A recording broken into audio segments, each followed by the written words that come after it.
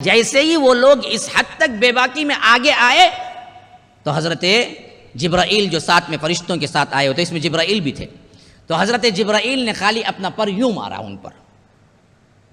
جب جیسے ہی پر مارا سب کے سب اندھے ہو گئے. اب اندھے ہونے کے بعد جو بھگڑ مچی، ان لوگوں نے کہا کہ یہ تو کوئی جادوگر لڑکے ہیں، ہم سب کو اندھا کر دیا. یہ کہہ کے وہ ریٹرن بھاگنے لگے ایک دوسرے پہ پڑھ کے، تو یہاں تک کہ وہ تو بھاگے. حضرت لوط علیہ السلام کو کہہ دیا گیا کہ آپ اس بستی سے نکل جائیں. وہ یہاں سے نکلے، اسی میں کیا ہے صبح ہو گئی. صبح کیا ہے عذاب کا موقع تھا، عذاب شروع ہو گیا. فرمایا فلما جاء امرنا جعلنا عالیہا سافلہا وامطرنا علیہا حجارۃ من سجیل منضود مسومۃ عند ربک. پھر جب ہمارا حکم آ گیا تو ہم نے اس بستی کے اوپر کے حصے کو نچلے حصے سے بنا دیا. ایسا زبردست عذاب. پھر ان پر کنکر بھیجے، ہاں، اور وہ بھی تہ بتہ ایسے برسائے گئے کہ ایک کے بعد دیگرے، اور ہر پتھر پر نشان لگا ہوا تھا، نشان زدہ تھے. 3 قسم کے عذاب اللہ کہتا ہے اس میں. سب سے پہلے تو یہ ہوا کہ اللہ تبارک و تعالی نے حضرت جبرائیل کو حکم دیا کہ اس بستی کو اٹھاؤ. جو خطہ دراصل ان بستیوں کا تھا، ان لوگوں کا تھا، اس پورے خطے کو حضرت جبرائیل نے اپنے پر سے یوں مارا تو ایسے آ گیا پر میں، پوری بستی ایسے آ گئی. پھر اللہ نے کہا کہ عالیہ، ہاں، فلما جاء امرنا جعلنا عالیہ. جب ہمارا حکم آ گیا عذاب کا تو ہم نے اسے پہلے بنایا اوپر.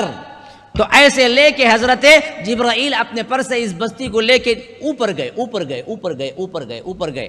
حتیٰ کہ تفسیر ابن کثیر کی روایت کے مطابق تو کہتے ہیں کہ لوط کی قوم کے کتوں کے بھونکنے کی آواز کو ملائے اعلیٰ کے فرشتوں نے سنا. آسمان کے فرشتے جو ہیں وہ سنے، اتنا اوپر لے گئے اس سے بدکار قوم کی اس بستی کو. اپنے پر سے اٹھایا، اتنا اوپر لے گئے کہ پہلے آسمان کے جو فرشتے ہیں انہوں نے لوط کی قوم کے جو کتے بھونک رہے تھے اس وقت، وہ بھونکنے کی آواز کو سنا، اس حد تک اوپر لے گئے. پھر جعلنا عالیہ سافلہ، وہاں سے پھینکا نیچے. کیا کیفیت ہوئی ہوگی، وہاں سے پھینکا. عالیہ سافلہ. صرف اتنا ہی نہیں، وَأَمْطَرْنَا عَلَيْهَا حِجَارَةً، پھر ہم نے پتھروں کی بارش برسا دی.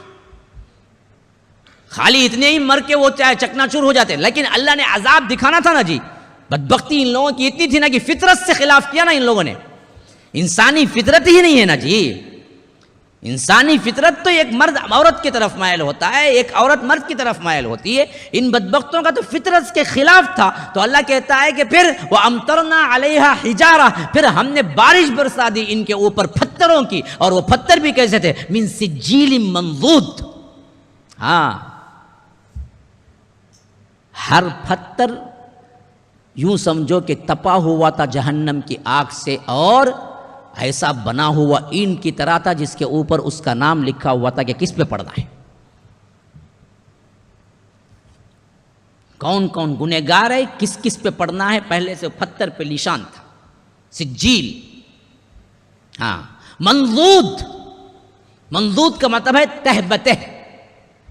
ایسا نہیں کہ ایک پتھر گرا پھر 5 منٹ کے بعد دوسرا پتھر گرا. اللہ کہتا ہے کہ تہ بتہ گرتے گئے، ایسے جیسے بارش کے قطرے گرتے ہیں نا، بالکل اسی طرح ایک کے بعد وہ گرتے گئے. من سجیل منضود مسومۃ عند ربک.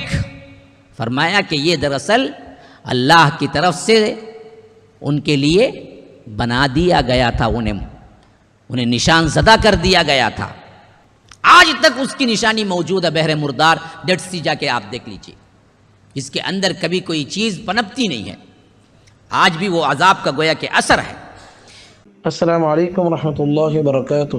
ناظرین و سامعین، بڑی خوشی و مسرت کے ساتھ اس بات کی اطلاع دی جاتی ہے کہ اب تک بحمد اللہ MSLA چینل کے ذریعے سے آپ فضیلت الشیخ حافظ جاوید عثمان ربانی حفظہ اللہ کے شارٹ کلپس اور اسٹیٹس سماعت کر رہے تھے. اب آپ لوگوں کی آسانی کے لیے حافظ جاوید عثمان ربانی شارٹ کلپس کے نام سے ایک الگ چینل اوپن کیا گیا ہے، جس کے ذریعے سے آپ شارٹ کلپس ہی پائیں گے. تفصیلی خطابات کے لیے آپ MSLA چینل کی طرف رجوع کریں. آپ تمام سے گزارش ہے جلد از جلد ہمارے اس چینل کو سبسکرائب کریں اور بیل آئیکن کے ذریعے سے روزانہ کے اپڈیٹ حاصل کریں۔ جزاکم اللہ خیرہ۔